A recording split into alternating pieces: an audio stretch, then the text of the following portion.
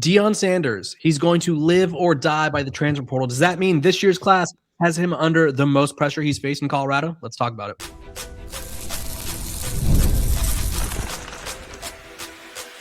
You are Locked On Buffs, your daily podcast on the Colorado Buffaloes, part of the Locked On Podcast Network, your team every day. Welcome to Locked On Buffs. I'm your host, Kevin Borba. Today's episode is brought to you by Game Time. Download the Game Time app, create an account, use code LOCKEDONCollege for $20 off your first purchase. We're also brought to you by the Locked On Podcast Network, the #1 sports podcasting network in the business. Someone who helps make that happen, aside from you guys, because you make us your first listen every day, and we're free and available wherever you get your podcast, is Spencer McLaughlin of Locked On College Football. And he also covers the Ducks over there in Eugene. So, Spencer, appreciate you hopping on. Today, we're going to be talking about the portal pressure that Deion and Colorado are likely facing. I'll give you a couple scenarios, and you're just going to tell me, is there a lot of pressure? And then I'm going to talk about the departure of Ryan Staub, and then I will be doing a deep dive into the transfer portal needs for the Colorado Buffaloes later on. Spencer, let's talk portal pressure. Colorado, let me give you the scenario. They go 3-9, right? They have, I told you on your show, I think it was last week, they're going to have to bring in around 50 people via the portal, and that's not an exaggeration. And Deion Sanders has fully committed to transfer portal team, right? They brought in 14 high school recruits as of today, or as of this past weekend. So how much pressure do you think, and there's a new AD, I don't know if I mentioned that, how much pressure do you think there is on Deion Sanders and his staff to absolutely nail this transfer portal cycle? I think it's pretty sizable. I don't know how much leeway you're getting with a new athletic director. I would guess it will be more than one season. So I think this is kind of the stage setting year. 2026 is, for Colorado in 2027. And that what I mean by that is what happens on the field in 26 is going to radically alter what the status of the program is for 2027 with Deion Sanders. Because if it's another 3-9 campaign, I don't think Deion Sanders gets fired. I think you go into 2027 and say, hey, you got to at least make a bowl game or you're done. Mm-hmm. Whereas if he goes out and wins 8 or 9 games, you go into 2027 and say, so you should, going into year 5 here, you should be contending for a Big 12 championship. So if it's somewhere in between, then it's somewhere in between. But that's what I mean by why this class is so important for Deion Sanders is when you've had the year that he just had, you got to show something. And again, I don't think it is win or you're fired for Deion Sanders in 2026. But when this is how you build your football team, and you've made it very clear, this is what the identity of the program is. This is how we're building the roster. This is how we're putting a team together every single year with only a couple high school kids. Okay, we're starting to get to the point where if it keeps not succeeding, that's proof of concept that this doesn't work. And so what you could have, here's another scenario that could come to fruition here. 2026 doesn't go well. Let's say 5-7. So improvement, but missing a bowl game, probably not where they will expect to be. If that happens, I wonder if the new AD doesn't say, hey, you got to change your approach. We like you. We like what you bring to the program. We think you can coach, but this has to change because this formula doesn't work. So whatever happens on the field in 2026 and off the field, I don't think it will be the exact same for the next cycle for Colorado's program. Yeah, and I think the interesting part too is Colorado's new AD hire, they picked him allegedly over 40-ish people. Fernando Lovo came from New Mexico. And he has a lot of incentives based around fundraising. Right. So they're like, hey, you fundraise X amount of dollars, you get a bonus of this amount of dollars. Right. So they're trying to help Deion Sanders and the other Colorado programs, but specifically the football team. They're trying to help them get to that level of like, hey, we're not going to be able to spend as much as Texas Tech, but they're not going to be outspending us by tens, $20 million, right? You should not be in that realm. And so I think they're getting Colorado to a point, and it's disappointing that they weren't there already, but they're getting Colorado to a point where it's like, hey, no more excuses, but you will have a lot of resources. And I think the one thing that's working, a couple things that are working in Deion's favor is he's not going to be battling cancer this year, at least hopefully, knock on wood. He's had a lot of health issues that have prevented him from being around the team this year. So hopefully he's all good in that department. So he'll be more involved. Brendan Marion is an expert recruiter. He's excited, and his staff has already sort of laid the groundwork of like, hey, don't worry about us. We're going to recruit just fine in the transfer portal. And then 3, like, I just think Colorado they have a little bit more pressure, and they have a lot of opportunities for guys to play. So I think that works in the favor. Now, in terms of pressure, I think this will probably be the most pressure Deion Sanders faces up until like the point that you talked about, worst case scenario, right? But this will be the most pressure he faces in Colorado, because there were already calls from people to sort of move on from him this year. I don't think those were fair at all. I think there was just a fairness in him making changes, right? I think that was fair, where it's like, hey, you can't have your friends on the coaching staff anymore. It's not working out. You need to change that up, and he has. So I do think there's pressure in that sense, but I think he has made moves, and the program have made moves to help Colorado go in the right direction. Spencer, one final question before I let you go. How does Colorado nail this transfer portal process? Like, I mean, they've brought in 50 people before. They brought in 30 people before. Like, and this portal window is going to be wild, because it's one window. There is no, okay, we went into spring practice and linebackers are looking a little weak, let's just dive in. There is none of that. It's all or nothing now. Yeah, man. It's a lot. It's a tough question for anyone. I feel like this applies for every school. It does. It definitely does. But more so for a team like Colorado that builds so heavily through the portal. I think you have to find a way to get the trench pieces right. Because those are not quite as abundant of a supply as skill position guys. I feel like there's 3,000 wide receivers in the portal that are so many wide receivers. and I think that while some are certainly more talented than others, right? Cam Coleman is the best player in the portal, and he's a receiver, and he's going to, covet a huge asking price, I would imagine. But I think at that position specifically, Colorado has got a good track record with bringing or having guys just produce that you haven't necessarily heard of before. But the number of guys that are physically gifted enough to play that position and just need an opportunity, it's so abundant. I think it kind of applies to defensive back as well. Yeah. I mean, I know from covering Oregon, there are guys in the portal from Oregon that most people have not heard of that could go to Colorado and would probably start. Yeah. There are several names. Kingston Lopa at safety. Most people haven't heard of the guy. If he stayed with Oregon, he might have continued on to be a starter next year, depending on what happens with Dylan Thieneman. But they also have a bunch of talent in that room. But he's a starting caliber player for a team that's trying to win a national championship. Jaleel Florence is a former 4-star recruit. This is just at Oregon. This is just at Oregon as examples. Justice Lowe at wide receiver. If Justice Lowe were to transfer to Colorado from Oregon, I'm not reporting that that's happening or that it could happen or anything like that. I'm just saying hypothetically. I bet no one listening to or watching this show has ever heard of Justice Lowe's name before. I guarantee you, if he went to the Buffs and played in that system, he could be at least a 500-yard receiver. Those guys are all over the place.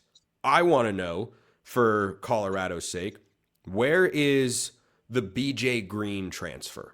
Who's that going to be?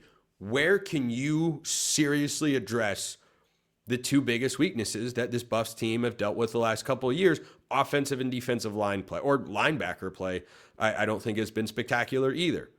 Linebacker's kind of out there from time to time, but up front, really good talent. That's how Texas Tech just won the Big 12. Where are you going to get those guys? Or at least someone in that range. That's what I wonder for Colorado. Yeah, I think you could moneyball wide receivers or you could just throw a dart and you'll find one that's like, oh, this guy's really good. He just played at some small school. I think defensive line, first of all, they returned 0 interior defensive linemen. So they're going to have a brand new interior defensive line, which good and bad thing. Like, they weren't good, but it's also like, it'd be nice to have a couple of depth pieces. A little continuity would be cool, but who cares? Them's the breaks. So Colorado, I mean, it's going to be a huge portal for them. It opens in a couple of days, and you guys know I'll have you covered. Spencer, tell people where they could find you, because you cover the sport as a whole, and you got a lot to cover. Yeah, a lot to cover. A lot to cover, especially starting Friday on YouTube and wherever you get your podcasts, Locked On College Football and Locked On Ducks. Nice and simple. He's Spencer McLaughlin. I'm Kevin Borba. I'll be back. I'm going to be talking about Ryan Staub and what his departure means, but Spencer will not be joining us. But appreciate you guys for tuning in, and I will take a quick break. This episode of Locked On Buffs is brought to you by our sponsors over at Game Time. There's nothing like college football season, tailgates, packed stadiums, and being right there in the middle of it all. The energy, the bands, the moments you remember forever. But actually getting the tickets, that part used to be frustrating with long queues, logins, and prices jumping at checkout. That's why Game Time gives the advantage back to fans. It's the easiest way to unlock amazing college football tickets and experiences in just a few taps. I opened the Game Time app to look at upcoming college football games, and I was surprised to see how fast and easy it was to find great seats. The app is incredible to use. I went from browsing to buying tickets in just minutes. So take the guesswork out of buying college football tickets with Game Time. Download the Game Time app, create an account, use code LOCKEDONCollege for $20 off your first purchase. Terms apply. Again, that's Locked On College, LOCKEDCOLL, LOCKEDONCOLLEGE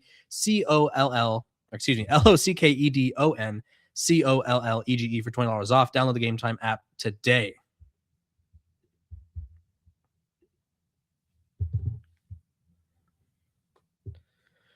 Welcome back to Locked On Buffs. I appreciate all of you for tuning in, making me your first listen of the day. We're free and available wherever you get your podcasts. We are part of the Locked On Podcast Network, the number one sports podcasting network in the business. Let's talk about Ryan Staub. He's gone. He is going to the portal.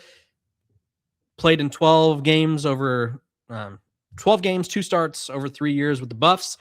Completed 53.5% of his passes, 681 yards, 4 touchdowns, 4 picks. Earned the nickname Martin Luther Staub after one game, so that was kind of cool. But other than that, he was consistently good, but not good enough to be the starter for Colorado. That being said, 3-star recruit out of Stevenson Ranch in California. He was committed to Carl Durrell's staff, hung around, and he's a good athlete. There's a lot of moments of him where it's like, okay, he has sort of the flashiness, he has the skill set, right? There was a play against Houston where that was the game he started this year where he's under pressure, evades, a little dump off to Marion Miller for a great play. And I think Ryan Staub will be a really good group of 5 quarterback. Now, I think if you're a Colorado fan, a lot of times in the college football transfer portal, there's this sense of saltiness where it's like, you know what? That guy wasn't good anyway. We didn't want him. But Ryan Staub is a guy who stuck around. He battled it out with Shedeur Sanders. Like, he knew he wasn't going to start over Shedeur Sanders. He hung around, developed, got better, and he took advantage of the opportunities he got this year, right? Against the Delaware team that wasn't very good, it was a solid Delaware team.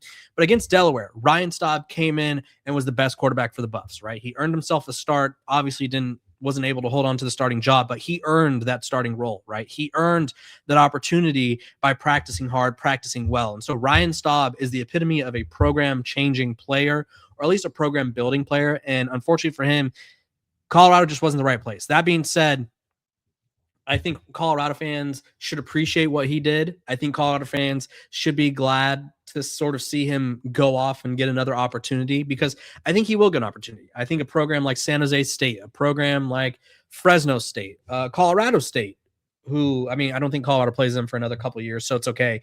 But I think he's going to be a really good group of 5 quarterback, right? Whether it's at any of these schools. And you know what? Being in the right system at a group of 5 program, like Ryan Staub could be a playoff quarterback next year. And I'm not even joking, right? Jake Retzlaff, obviously, he was good at BYU and had that off the field stuff, but he took Tulane to the playoff, right? There's that. There's been guys in the past where it's like, okay, they weren't really that good at school A, but they go to school B and all of a sudden they're really good, right? Maybe he goes to San Diego State and wants to reunite with Sean Lewis, right? So I think Ryan Staub is going to be one of the better names to look out for if you're a fan of the group of 5 level. And I mean, I love the group of 5 football. I love group of 5 football, right? There's a lot of those guys who they are overlooked as recruits and they just go out and ball out, and then they end up getting an opportunity to either play at the NFL level or they get an opportunity to go make some money at the P4 level. So really, really hopeful that Ryan Staub gets an opportunity somewhere. I liked what he did for Colorado. It was disappointing that he wasn't always able to sort of string together consistent performances, but really good kid, it seems, really good player at times. And I think dropping down to the group of 5 level will really help his career take off and really give him the opportunity to start. So Ryan Staub out. He joins Colorado now, has 25 transfers as of today. some other notable names. They lost Brady Kopetz, the tight end, to the portal. Reggie Hughes, the linebacker. Samuel Okunlola, pass rusher, who obviously didn't really amount to much after injury. Dallin Hayden, the running back, who I talked about yesterday and said that was one of the most disappointing transfers, departures for Colorado. John Slaughter, Sean Myers, Draylon Miller is another big one. Tafik Thomas, Chris Hudson, Gabriel Lightfoot, Tyler Brown, Alex McPherson, another big blow. So Colorado has currently lost 25 guys to the portal. They also lost, I think it's around 35-ish, 40-ish seniors, grad students, whatever you want to call them. So Colorado's going to be bringing in 50 people via the portal this offseason. And when we come back, I'm going to tell you which positions are of the utmost priority when the portal opens in the coming days. This episode of Locked on Buffs is brought to you by our sponsors over at FanDuel. Fridays already feel different during basketball season, and FanDuel is making them even better. Every Friday night before the game tips off, FanDuel gives away a new way to kick off the weekend with NBA Happy Hour. NBA Happy Hour is your official pregame, a limited time window where special offers drop right inside the FanDuel app before the action starts. Opening the FanDuel app during Happy Hour always brings something new. It's boosts, it's bonuses, and it's surprises. The timing is perfect right before the games, right before the weekend starts. So you just pop in, make your pick, and you're out, right? So before tip-off, check the FanDuel app and see what's dropping during NBA Happy Hour every Friday from 6 to 7:30 p.m. Eastern. A little basketball, a little action, and a whole lot of Friday energy. That's NBA Happy Hour only on FanDuel, the official sportsbook partner of the NBA.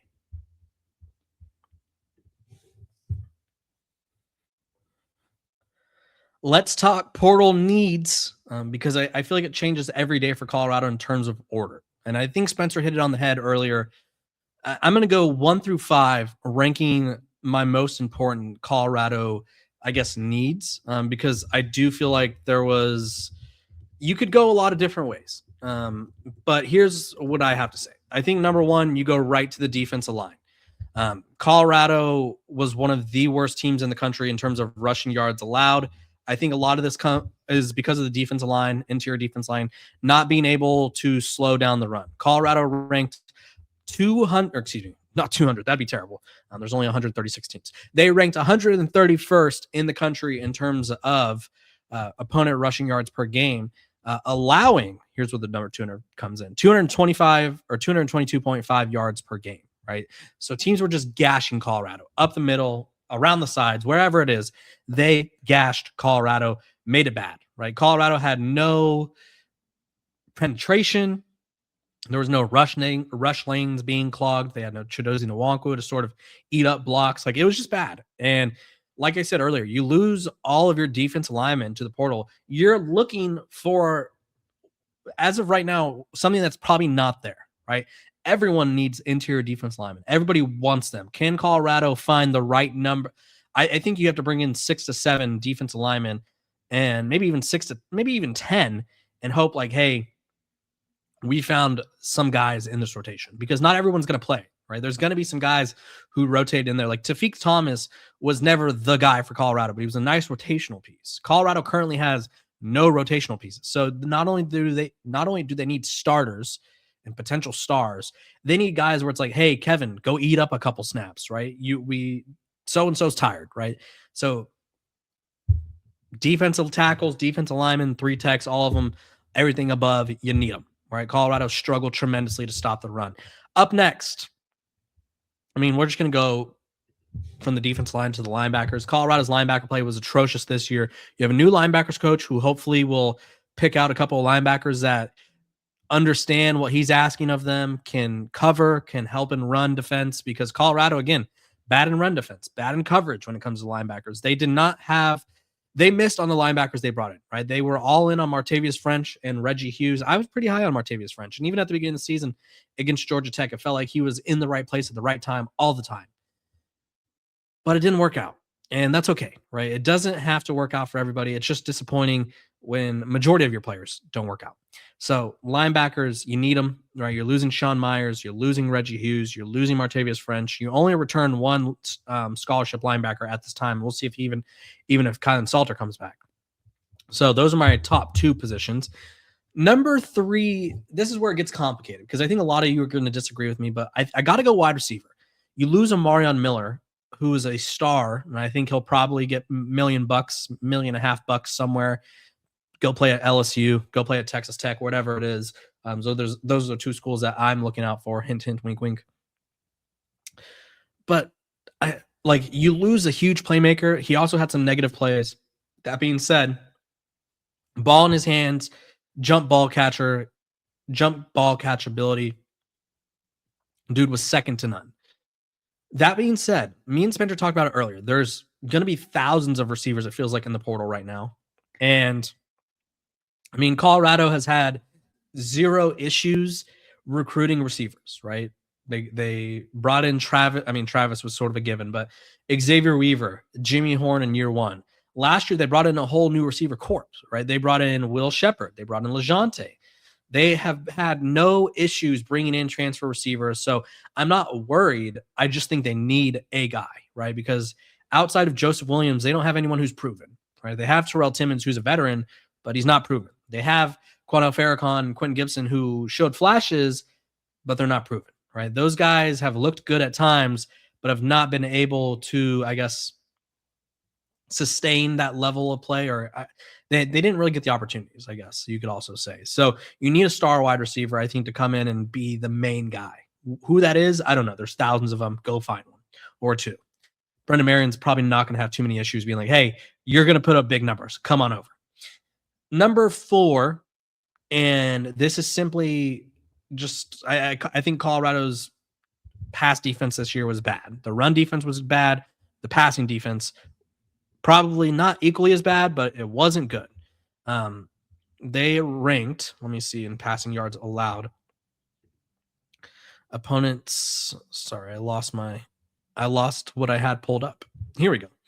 So in terms of passing yards per game allowed, or opponents passing yards per game, Colorado ranked 40th. I thought they'd be better, right? I thought the defense would be more, I guess, stout in the secondary. I don't even think it's that bad, because I think teams were like, oh, we could run on this team. We're just going to shove the ball down their throats. But you're losing Preston Hodge to the NFL. DJ McKinney, I think, is still unspoken for as of recording this. He hasn't decided what he's going to do. You are losing Tawfiq Byard. You are losing a lot of people to Tion Parks, Tyreek Davis, who we didn't see much of. Noah King. Like, you just lost your entire secondary, basically. And I wasn't very high on the secondary to begin with. So you have to go out there, get some secondary pieces who could come in and strap these wide receivers up, right? Like Spencer said, there's a lot of good corners out there and good safeties. Colorado has to find the right ones. They do, right? They have to find the guys who Robert Livingston could fit into his system, who he could count on to play man coverage, because Colorado wants to play man coverage. So you need to find guys who can man up, lock down these receivers. Simple as that. Easier said than done, but simple as that. And lastly, you need a quarterback or 2. You need some backups. This is the hard part, because whoever you get, you're backing up Julian Lewis, but injuries, inexperience, anything could come into play, right? So you need a guy who could fit the go-go offense. Does Brendan Marion go bring in his quarterback from Sac State, right? He's in the portal, probably wants to play, but he also may have a connection with Brendan Marion, right? Or do they go after, I forget his name, the Cal Poly quarterback, who he put up some solid numbers, and he has the vibes of like college football journeyman, in the sense of like he probably wants to play at a bigger program, may or may not get a chance. Like, he may go to a group of 5, but he would slide into that Ryan Staub role where it's like, hey, we'll call on you if needed. Other than that, you're not going to start. So those are my top 5 positions. Honorable mention, running backs, because obviously you lose Dallin Hayden, who I thought was a big loss. Other honorable mention, offensive line, because I don't think you could ever get good enough at the offensive line. So I appreciate all of you guys for tuning in, making Locked On Buffs your first listen of the day. We're free and available wherever you get your podcast. Make sure to like, subscribe. We're at over 8,000 subscribers. Now we're chasing 9. Let's get to 9,000. Give me 5 stars wherever you listen to your podcast. Appreciate all of you, and I will see you tomorrow. This has been Locked On Buffs.